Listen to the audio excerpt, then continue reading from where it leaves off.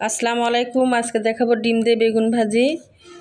প্রথমে আমি বেগুনটা কেটে নিয়েছি, মাঝের অংশটা কুচি কুচি করে কেটে নিলাম। তারপর দেখেন পেঁয়াজ কুচি, ধনে কুচি, টমেটো কুচি, মরিচ কুচি দিয়ে দিলাম, হলুদের গুঁড়া, মরিচের গুঁড়া, লবণ, ধনিয়া গুঁড়া, জিরে গুঁড়া।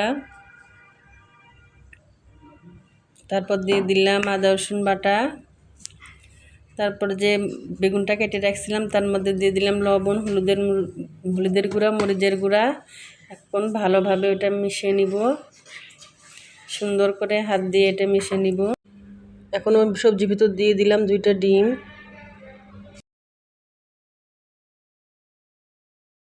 তারপর ভালোভাবে এটা মিশিয়ে নিব।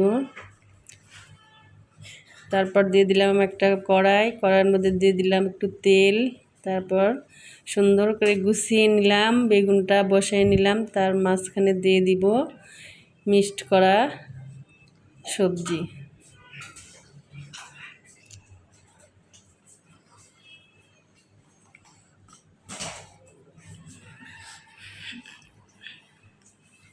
এরপর ঢাকনা দিয়ে ঢেকে ভালো করে উল্টে পাল্টে ভেজে নিব।